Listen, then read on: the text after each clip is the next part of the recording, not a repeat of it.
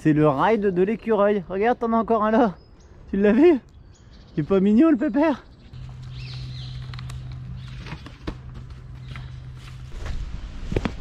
Je me retrouve au milieu de la forêt avec des jeux de tam-tam, des gens qui veulent me tuer à l'épée. C'est complètement fou, mais je veux simplement vous présenter un Magwheel. Bon visionnage. Bonjour à tous et bienvenue, c'est Electron sur ma chaîne. Vous avez l'habitude de voir des trottinettes, des gyroroues, des skateboards. Et aujourd'hui, on a la chance, regardez, d'avoir avec nous le tout nouveau T3 de chez Magwheel. Alors clairement, je suis super emballé par ce projet. Je suis très content de vous proposer ce type de mobilité électrique sur la chaîne. On avait déjà rencontré le groupe spécialisé à Lille sur ce type de déplacement. C'est un groupe qui est mixte entre les planches monoroues et les skateboards. Mais en tout cas avec une très bonne ambiance. Je leur passe le bonjour. Je leur donne même rendez-vous très prochainement pour un petit ride avec eux, histoire de leur prêter mon Magwheel et d'avoir le ressenti divers et varié de plusieurs utilisateurs. En gros, de ne pas avoir seulement mon avis. Mais en tout cas, je suis clairement emballé. J'ai reçu un carton en parfait état. Je l'ai déjà ouvert, déjà parce que j'étais trop curieux et j'ai eu du mal à vous attendre, mais surtout pour brancher la board et pour charger la batterie au maximum pour ce test. Un test dans lequel on va voir le déballage, histoire de voir ce que j'ai dans le carton, dans quel état j'ai reçu ma board. Deuxièmement, eh bien, je vais regarder un petit peu comment on fait pour monter sur cette planche, les accélérations, les freinages, monter et descendre. C'est un transport assez particulier mais complètement fun. Du coup, on va démarrer le déballage, mais avant, j'ai une chose à vous demander les amis. Celle de foncer vous abonner et d'activer la cloche. Ça soutient énormément la chaîne, on est de plus en plus nombreux. Donc franchement, allez-y, je vous attends. Parce que moi sinon je fais grève. Non, il y en a marre des grèves, on s'en fout, nous on veut du fun, de la vie, de la glisse. Et à ce petit abonnement, si vous voulez ajouter le tiercé gagnant, c'est l'activation de la cloche, le petit commentaire et le pouce en l'air. Et voilà, ça me donne la banane. Allez, moi j'envoie le générique. Alors déjà, première chose, on est bien sur le Magwheel T3. Et j'ai envoyé un petit message à Magwheel, on est en train de discuter, ils sont super réactifs et super sympas. Ils ont l'air emballés par le fait que je prépare une vidéo sur le Magwheel. Et du coup, ils vont vous préparer, j'ai l'impression, un petit code promo. Ce qui vous fait le prix moins la réduction, ce prix-ci que je vous affiche sur l'écran. Allez, ça commence très bien cette petite vidéo. J'espère que je vais avoir le code promo parce que sinon mon intro elle est déjà pourrie. De toute façon, vous allez le voir ici. Et maintenant, on regarde ce qu'on a dans le carton. Et puis une vidéo qui démarre bien, continue sur des belles choses. Qu'est-ce que je vais trouver directement au premier coup de déballage? Je ne le savais pas, mais on est accueilli par une housse. Une housse qui va pouvoir enfermer le Magwheel. On a même ici une petite pochette où on pourra mettre le chargeur. Qu'est-ce qu'on a d'autre sur cette housse? Eh bien c'est tout, elle va prendre la forme de la board. Vous allez la voir très vite la board, hein. On va pouvoir la ranger là et promener sa board tranquillement comme madame promène son sac à main. Allez, on continue. Avec une jolie notice, mais en anglais. Dommage parce que moi je parle anglais comme une vache espagnole. Une poignée qu'on peut fixer sur le bord de la board, comme ça on peut la promener très facilement. Un chargeur de 67,2 volts en 1,75 ampères. Donc la charge c'est environ 3 ou 4 heures. Et voilà la board sortie de son carton. Clairement c'est très joli. On a une belle structure, un beau châssis. Là on a des petites parties en plastique. On a surtout le garde-boue. Ici le repose-pied avec les contacteurs. Là on va faire un petit test. C'est que je vais la mettre directement dans la housse pour voir un peu déjà si la housse est pratique. Eh bien clairement cette housse, moi je la valide complètement. On va pouvoir changer de décor et faire tout de suite le tour de toutes les spécificités. Allez, première chose, on va parler de cette petite housse. Clairement, je viens de balader ce One Wheel pour me poser ici. J'ai fait 2 km en bandoulière. Elle est un peu courte, mais il se transporte assez bien. Il y a des petits renforts ici et là. On voit bien que la finition de la housse, c'est pas du Louis Vuitton, mais ça fait carrément le job. J'ai l'impression d'être un musicos. Regardez comme c'est super de pouvoir découvrir sa board, de la déplacer protégée. Bon, il n'y a pas de doublure, on voit que c'est vraiment le minimum. Le gros principe de la housse, c'est que ça va éviter pendant le transport qu'on abîme la board. Et donc ça, c'est un bon point. On voit d'ailleurs qu'on a une très belle finition, il n'y a pas de coup nulle part. Ici, c'est la carcasse déjà. Là, on voit qu'on a des très belles soudures. On a le moteur ici qui est de 1500 watts, donc c'est plutôt cool, avec une belle finition, un bon gros pneu. La valve elle est de l'autre côté, d'ailleurs de l'autre côté c'est un peu plus creux, vous voyez qu'on a un petit espace ici. Sur les coloris, là j'ai le modèle qui est full black. Mais si vous voulez, vous pouvez choisir un autre coloris et à ce moment-là, c'est ces options-là qui vont changer de couleur. Il y a du bleu, il y a du rouge, du jaune et aussi du orange. Les vis, elles sont apparentes mais elles sont bien incrustées dans la coque, vous voyez ici. Pour le garde-boue, on a 3 vis ici, 3 vis de l'autre côté. Là c'est du basique, du coup on va pouvoir choisir de retirer ou de remettre le garde-boue selon la saison, c'est plutôt cool. Sur l'avant de la board, on voit qu'on a 7 LED. Là, c'est le petit connectique de charge. On va pousser le vis et la retourner pour voir un petit peu la finition au dos de cette dernière. C'est plutôt propre. On a des vis qui sont apparentes mais qui sont bien intégrées dans le châssis, donc qui ne dépassent pas du tout. À l'arrière, c'est quasi pareil. Ici, en plein milieu, vous voyez cette espèce de gros pneu de kart avec une structure très typée route. C'est un trotteur en 12 par 6 sur 7. Je vais m'arrêter sur le profilé de la board. On a une planche assez sobre, noire, avec brandé Magwheel et le logo. Ici sur ce côté-là, on voit également le moteur, un moteur de 1500 watts. Quand on est de l'autre côté, c'est un petit peu plus ajouré, un petit peu plus creux. On voit bien que le moteur, il est placé plus de l'autre côté que de celui-là. Ça, c'est vraiment les creux de jante pour pouvoir monter les pneus. Assez monumental, hein. Franchement, le pneu, il est super joli. Donc on a vu un côté, j'ai dit l'avant tout à l'heure. Ici, on va appeler ça l'arrière, mais il n'y a pas vraiment de sens sur cette board. Et du coup, on a aussi cette LED. Ça, c'est un petit cache qui sert à rien. Et là, le bouton d'allumage. Si je viens allumer la board, bien entendu, il ne se passe rien puisque tant qu'on n'a pas les pieds dessus, eh bien, cette dernière n'est pas active. On va continuer sur les spécificités et bien entendu, je vais vous montrer comment on fait pour monter sur cette board. J'ai pas toutes les capacités d'un grand utilisateur, mais l'intérêt, c'est vraiment de savoir ce que propose Magwheel sur cette planche, côté caractéristiques, et puis de vous donner un retour plutôt novice sur cette Magwheel T3. Allez, la première chose que je vais aborder, c'est sa vitesse maximale et son autonomie. On nous annonce 35 km/h et une autonomie de 25 à 30 km. C'est pas un jouet, hein, c'est un vrai véhicule et on va pouvoir se régaler avec ce dernier. Je vous ai parlé de la vitesse et de l'autonomie, du coup ce qui va avec, c'est la puissance. On est sur un moteur de 60 volts et de 1500 watts et clairement aussi très important, la batterie. Et côté batterie, on embarque 60 volts en 7 ampères, ça veut dire à peu près 420 Wh, une capacité de monter des pentes jusqu'à 30 degrés et ça c'est plutôt bon signe parce qu'avec ce genre de truc on aime bien faire un peu d'hors-piste, donc il faut du couple. Apparemment on va en avoir, donc ça c'est vraiment un très bon point. Allez, une grosse précision, c'est que cette board elle accepte les pilotes qui vont peser jusqu'à 130 kg. Ça c'est encore un bon point. Alors déjà je vous ai dit en intro qu'il n'y avait pas de sens. Il n'y a pas de sens parce que le moteur il peut aller dans les deux sens, mais en vrai il y a tout de même un sens puisque le poids de la board n'est pas réparti uniformément sur cette dernière. Vous voyez bien qu'elle tombe systématiquement sur la même partie. Du coup la partie arrière elle se situe là où il y a le plus de poids. Alors la grosse particularité du Magwheel, c'est qu'il y a un contacteur ici, un contacteur là. Si on lève légèrement le pied ici, ça ne suffit pas à désenclencher le moteur. Du coup il y a plein de théories qui vous montrent sur internet comment on fait pour descendre du Magwheel. Moi j'ai ma propre technique, je vais vous la montrer parce qu'en fait n'importe où je vais mettre le pied ça va activer la planche. Mais moi ce que je vais faire c'est poser mon talon ici bien dans l'angle, presque contre le garde-boue qui est ici. Et quand je vais poser mon pied, je vais être en position pour rider. On aime bien avoir le pied ici à l'arrière quasiment perpendiculaire et à l'avant ici pratiquement à 45 degrés. Pourquoi j'ai mon pied ici? Bien regardez, quand je vais vouloir descendre, je vais simplement ramener mon pied contre le garde-boue et pousser. Regardez, vous voyez, je vais casser le genou vers l'intérieur. Tac, en cassant le genou vers l'intérieur, j'ai un appui qui va se faire juste ici. Je vais lâcher le contacteur et donc le moteur va se désenclencher et je vais pouvoir descendre très simplement.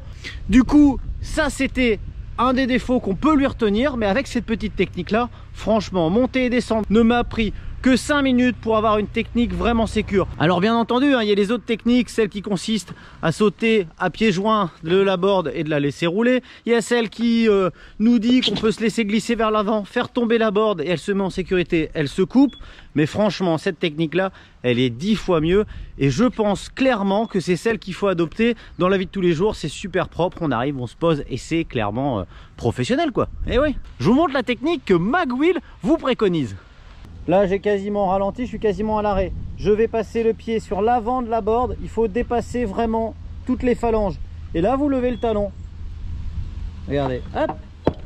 Et voilà, ça c'est la technique de la notice qui fonctionne également, mais que j'aime un petit peu moins. On va redémarrer, je vais vous donner mes sensations et vous expliquer un petit peu comment j'arrive à tourner à droite et à gauche. Il y a un côté très simple avec le côté sur lequel on va être côté des orteils.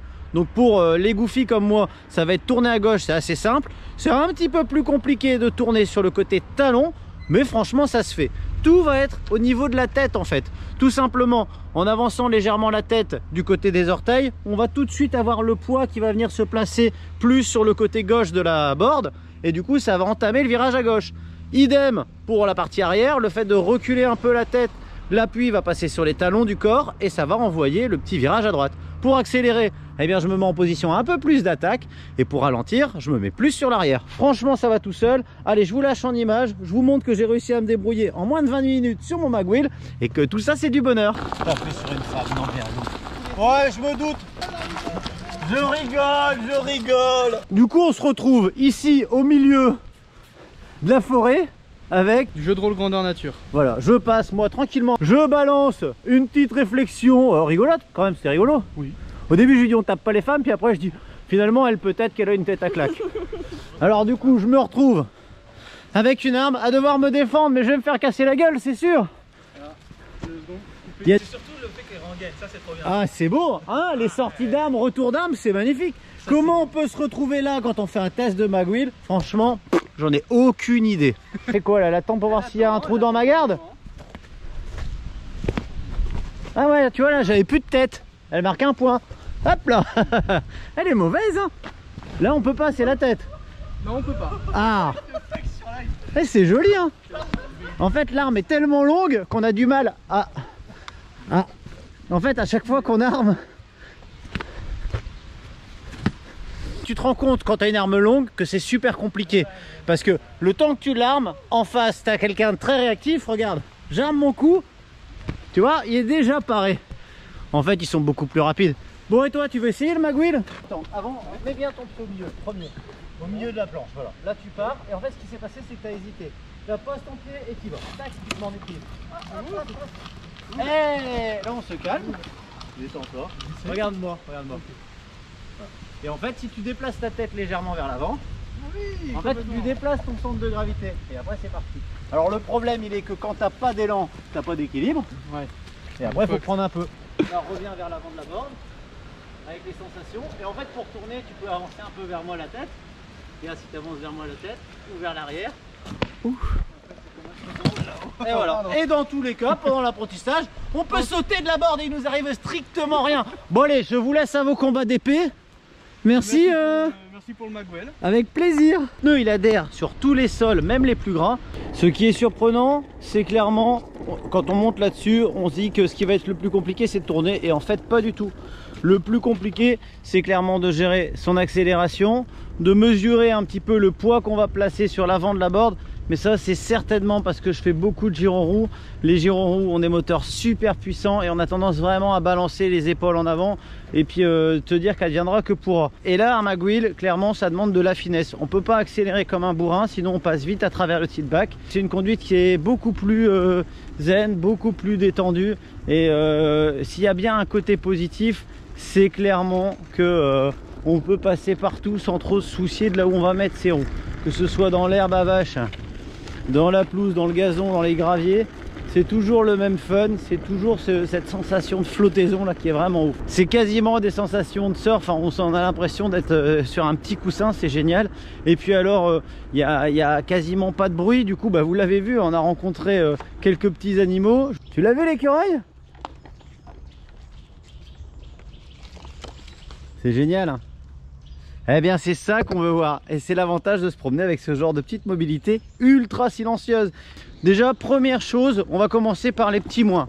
Petits moins, c'est qu'il manque clairement de grip sur la board quand on commence à mettre les pieds dans les parties un petit peu humides comme là.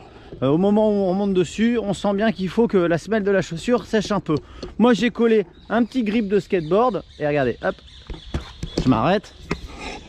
Pour l'instant j'ai mis que des petits bouts de grip comme ça parce que je veux trouver le bon juste milieu entre bien du grip et pas trop de grip parce que j'aime bien pouvoir bouger un peu sur la board, mais en même temps bah, il faut forcément que je la tienne bien avec le pied si je veux pouvoir la manipuler avec de la précision.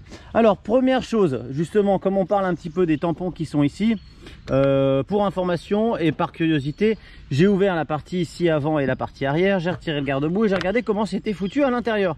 Clairement, c'est bien propre à l'intérieur. Malgré une utilisation sur des trucs plutôt gras, il n'y a même plus cette semaine, il n'y avait strictement aucune trace d'humidité à l'intérieur de la board. En fait, on a ici un petit cache, le cache qui tient la pédale ici. C'est pas que du caoutchouc, hein. Il y a une petite pédale en plastique qui se retrouve de l'autre côté. Ensuite, on a un petit covering avec une belle petite plateforme qui est vissée. Il y a des vis quasiment tout le tour, hein. Tous les 4 cm, on a une vis. Il y a un petit joint de silicone, alors sans prétention, mais qui a le mérite d'être là et qui a fait son travail puisqu'il y a 0 trace d'humidité. J'avais un petit bruit suite à une chute. Je me suis rendu compte qu'il y avait un petit truc qui bougeait à l'intérieur. J'avais l'impression que c'était des vis de cassé. En fait, pas du tout. On a la petite sirène, là, celle qui vous sert à l'allumage et qui vous donne les bips d'alerte. Celle-là, qui se baladait dans mon deck. Donc moi, je l'ai fixé. Du coup, ça bouge plus. À l'intérieur, c'est très propre. Tous les connectiques sont isolés, bien fixés. Il n'y a pas de raison que ça se déconnecte. Donc ça, c'est plutôt cool. C'est un beau montage. C'est assez simplissime, mais clairement, c'est un beau montage. J'avais peur pour les LED. Je me suis dit que j'allais vite les casser. Finalement, je lui en ai mis plein la tronche. J'ai pas cassé les LED. J'ai fait un test sur une très grosse montée. Quand on appuie sur la pédale, on a clairement une coupure. La borne n'est pas capable de monter des murs. Mais je me suis amusé ici un petit peu en forêt. Franchement, voilà, pour de la balade ça passe bien, pour de la balade forêt ça passe très bien. Dès qu'on veut attaquer sur des grosses côtes, ça peut être compliqué. Mais sur ce genre de chemin, franchement, c'est un régal, c'est clairement du bonheur. Les gros points que j'aime bien, c'est que là en dessous, en fait, je vais vous montrer, je vais la plancher. Là, on a une règle en métal, donc en fait j'avais l'impression que ça posait sur le plastique, pas du tout. On a vraiment un tampon d'arrêt ici. C'est du métal et pareil à l'arrière, donc ça c'est plutôt cool. On n'est pas sur le plastique, ça c'est du châssis, c'est du métal. La board elle est pas mal. Petit point aussi, c'est que ça pèse un petit peu son poids, mais niveau autonomie on est pas mal du tout, puisque j'ai fait une vingtaine de kilomètres alors que j'avais pas bien gonflé le pneu. Maintenant là je suis monté à 1,6 bar. On a un pneu qui est beaucoup plus réactif, avec un équilibre un peu plus difficile à trouver, mais on a une planche qui est beaucoup plus joueuse et ça c'est super cool. Ce que j'aime vraiment, c'est son fun de déplacement. J'aime aussi le fait que d'origine on a des lumières ici à l'avant et à l'arrière interchangeables selon le sens où on va. On a toujours le blanc devant, le rouge derrière. Quand vous êtes en fin de batterie, vous avez l'indication ici avec des bips lumineux pendant que vous ridez, et les bips vont se rapprocher de plus en plus. Même quand on a ces bips d'alerte, on peut largement rentrer. Moi j'ai refait 3 ou 4 km intensifs pour voir un petit peu comment elle faisait pour plancher le nez, quand elle faisait des tiltbacks, etc.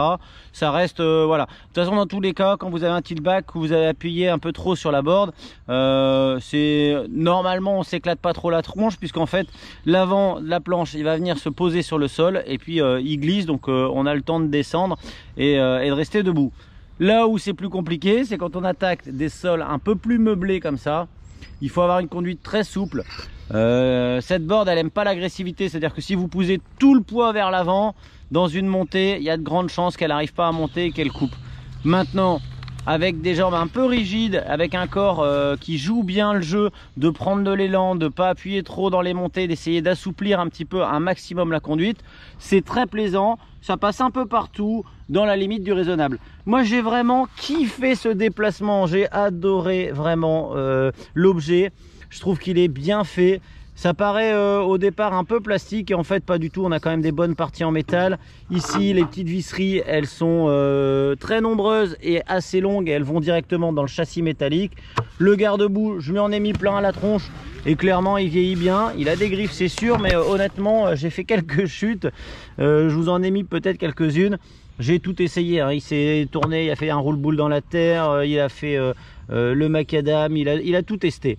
La petite poignée, eh bien, mine de rien, elle est très pratique. J'avais peur que ça touche ici au niveau du pneu et pas du tout.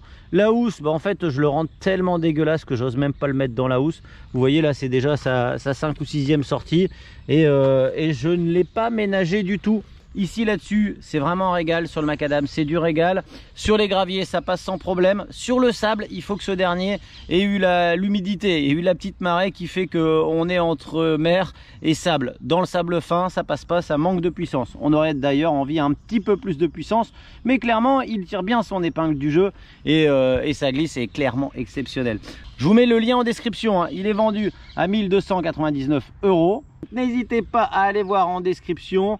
Moi j'ai clairement envie de le tuner, j'ai clairement envie de trouver un cobaye pour le mettre dessus, pour voir si c'est moi qui ai eu de la facilité ou si c'est vraiment accessible à tout le monde. Dans cette configuration là, on sent bien que la board elle veut rester tout le temps droite. Alors ça, normalement, on va avoir l'application qui va être disponible bientôt, une application qui donnera le kilométrage, l'autonomie, la vitesse de déplacement, qui pourra enregistrer les rides, et j'espère une application qui pourra nous donner justement le choix de choisir la dureté de la pédale, parce que c'est vrai que mine de rien, pouvoir être un petit peu sur une vague et avoir une planche qui travaille un peu la descente, ça permet de se lâcher un petit peu, de se détendre sur le ride et de pas être toujours sur le contrôle absolu, puisque le fait d'avoir une souplesse dans l'accélération, ça va donner plus de capacité au moteur. En plus, ça doit jouer aussi légèrement sur la consommation. Bref, un petit régal. Quand j'ai fait mon petit test, le premier où j'ai vidé la batterie, et j'ai déjà fait un petit truc du genre 20 km, donc on devrait être aux alentours des 25-30. C'est en tout cas une superbe découverte. Moi je kiffe vraiment me déplacer là-dessus pour transformer vos parcours en plaisir. Franchement, il n'y a pas photo. Si vous avez comme moi un petit coin forestier comme ça hors piste, eh bien clairement c'est du régal, ça passe partout. Je vous ai pas parlé des pavés, mais les pavés c'est un jeu d'enfant là-dessus, et voilà. C'est la fin de cette vidéo, je sais qu'elle vous a plu puisque vous êtes encore là. Du coup, comment vous pouvez me remercier? Eh bien tout simplement, ça ne vous coûte rien. Vous mettez un petit commentaire disant que vous kiffez la forêt, disant que vous kiffez votre youtubeur préféré. Moi en tout cas, je vous kiffe. Merci à tous pour votre soutien. N'oubliez pas, abonnez-vous, activez la cloche et mettez ce petit pouce qui me fait tant plaisir. Et surtout, je vous souhaite comme d'habitude de bons rides.